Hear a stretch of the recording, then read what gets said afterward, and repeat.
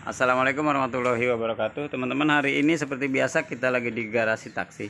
Hari ini kita mau libur. Buat teman-teman yang mau mudik atau yang mau perjalanan jauh, hari ini kita coba kasih tips-tips buat teman-teman yang mau pergi jauh. Apa aja sih yang perlu dicek? Ya paling nggak teman-teman di jalan nggak khawatir lah. Yang pertama teman-teman pasti cek oli.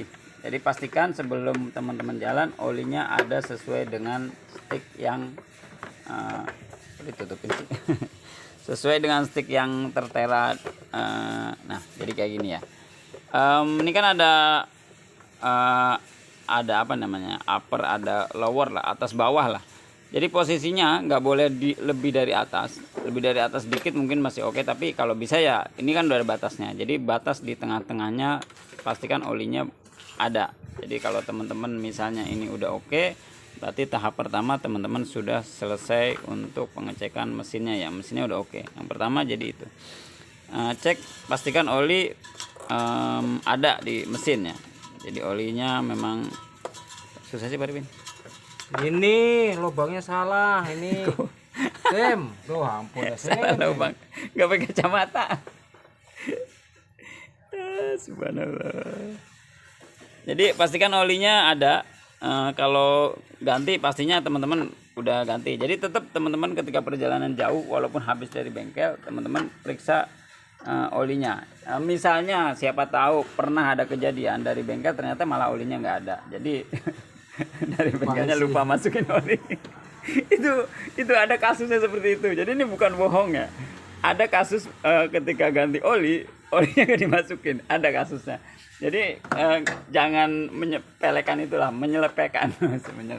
Jangan menyepelekan itu. Jadi teman-teman pastikan ini olinya ada. Yang kedua, pastikan air radiatornya ada. Nah, air radiatornya ada. Nah, air radiator itu ada di mana? Jadi beda-beda ya. Aduh, saya ditutupin lagi.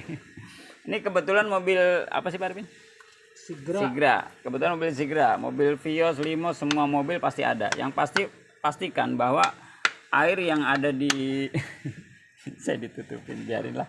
Yang ada di tutup radiator ini ada ya, pastikan ada. Kemudian reservoirnya juga pastikan airnya ada. Nah, terus memastikannya seperti apa ya teman-teman, tinggal dibuka tutupnya, dibuka ininya, terus kemudian pastikan ininya tidak melebihi dari maksimal. Jadi ada minimum, ada maksimal. Teman-teman nggak usah penuh-penuh, jadi minimum maksimum aja. Jadi tidak boleh di atas maksimal. Nah, itu yang kedua. Jadi tips yang kedua, pastikan air radiator teman-teman ada, nggak bocor. Jadi itu pastikan sebelum jalan jauh. Kemudian yang ketiga selanjutnya adalah kalau teman-teman akinya yang aki basah, pastikan teman-teman cek air akinya ada apa enggak. Nah, teman-teman bisa cek lah, itu pasti tahu. Jadi pastikan air akinya juga ada supaya teman-teman nanti enggak TKS di perjalanan. Itu yang ketiga. Nah, terus selanjutnya teman-teman cek air lagi minyak rem. Ini lagi sambil ini teman-teman pastikan bahwa minyak rem yang ini, nah minyak rem yang di sini ini minyak remnya ada. Nah, ini juga sama, ada minimum, ada maksimum. Teman-teman pastikan minyak remnya ada, tidak berkurang mengurangi dari minimum. Kalau bisa teman-teman siapin aja 1 botol kecil minyak rem untuk persiapan di perjalanan, sama 1 botol oli untuk persiapan di perjalanan. Itu antisipasi. Nah, bodi yang banyak. Nah, itu tips selanjutnya. Jadi itu yang teman-teman mesti perhatikan untuk di area mesin. Ini sederhana ya. Mungkin untuk lebih lengkapnya pasti bengkel. Ini teman-teman yang kita mau berangkat, sesederhana itu ngecek. Terus kemudian kalau teman-teman kan harus memastikan rem juga ya. Memastikan rem. Pastikan udah ke bengkel lah pasti. Nah, tinggal teman-teman nanti kita pastikan teman-teman sebelum berangkat ya barang 10 meter 20 meter ngerem dulu lah, pastikan rem. Nah, pastikan remnya berfungsi dengan baik dengan teman-teman sebelum berangkat. Pastikan remnya ketika diinjak, saya pakai celana pendek lagi. Jadi ketika diinjak, ini kan rem ya, rem ini yang tengah ya. Jadi ketika ini diinjak itu dia nggak turun ke bawah. jadi nggak ngempos bahasanya. Jadi kalau teman-teman misalnya ketika nginjak habis itu ngempos ke bawah perlu dikocok, nah itu lebih baik ganti master rem. Jadi itu yang nanti agak bahaya, itu urgent harus diganti. Jadi ketika teman-teman ngerem ternyata ketika direm dia nggak berhenti nih, agak turun lagi ke bawah, nah itu ada kemungkinan dari master remnya bermasalah. Nah itu pastikan seperti itu ya. Terus ada juga ada kasus lagi di rem itu ketika teman-teman ngerem ini bagel, bahasa itu dia nggak turun tapi dia mobil nggak ngerem. Nah itu biasanya apa sih Pak Repin, master rem di depannya? Yang depan master rem apa namanya? Saya jadi nggak boleh. Booster. Nah jadi itu booster. Nah itu juga mesti diganti, biayanya memang semuanya lumayan tapi itu urgent mesti diganti. Jadi itu teman-teman pastikan rem juga normal. Kemudian teman-teman untuk dari segi kopling, ini mungkin kurang nih kopling. Nah pastikan kopling itu kan kalau kita injak itu ada apa ya, ada perlawanan lah, ada ngeyel naik dikit itu. Nah kalau misalnya diinjak itu ngelos aja, nah itu ada kemungkinan master kopling bermasalah.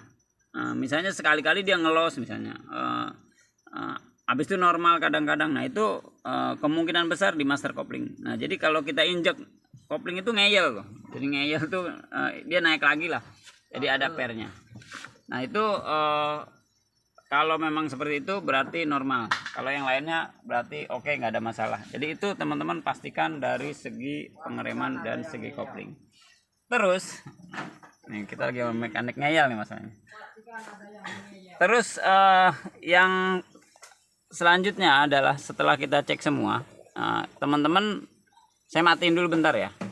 Teman-teman kan sesederhana nanti teman-teman lihat di dashboard, pastikan bahwa semua sensor berfungsi dengan baik. Jadi seperti ini.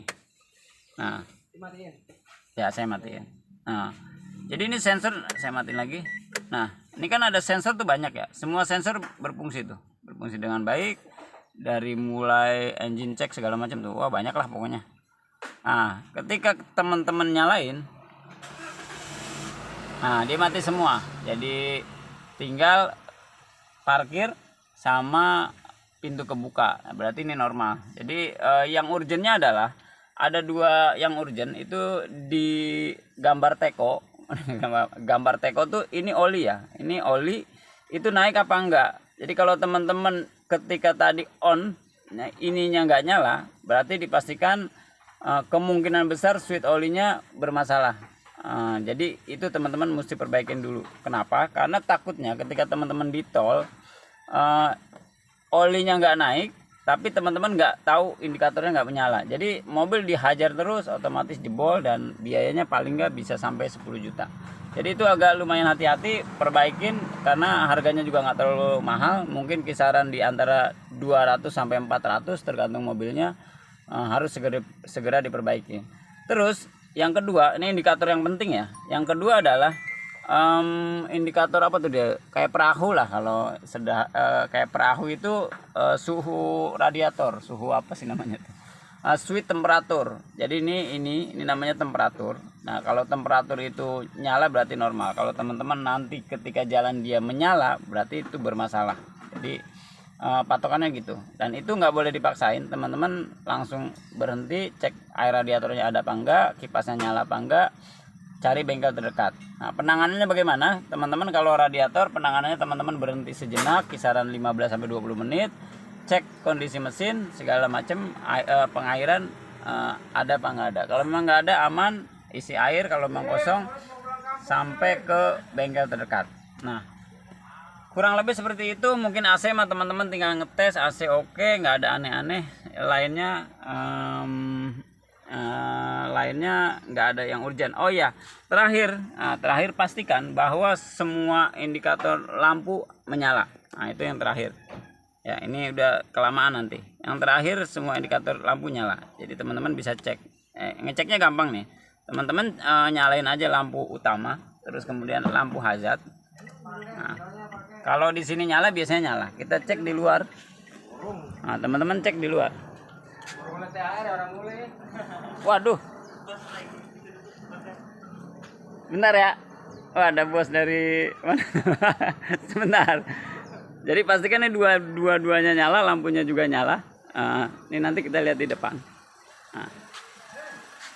Nah ini kayak gini ya. Ini standar tune up. Sebenarnya di tune up pasti sudah. Nah teman-teman, standarnya tune up seperti ini. Kalau ini udah oke semua, insya Allah aman sampai tujuan teman-teman. Semuanya terkendali. Kalau ada apa-apa cari bengkel terdekat. Nah teman-teman, mudah-mudahan tips dan trik untuk pengecekan mobil sebelum mudik mudah-mudahan bermanfaat. Jangan lupa like, comment, dan subscribe. Ikutin terus gawean Bang Mutar, terutama untuk bengkel garasi taksi. Terima kasih. Wassalamualaikum warahmatullahi wabarakatuh.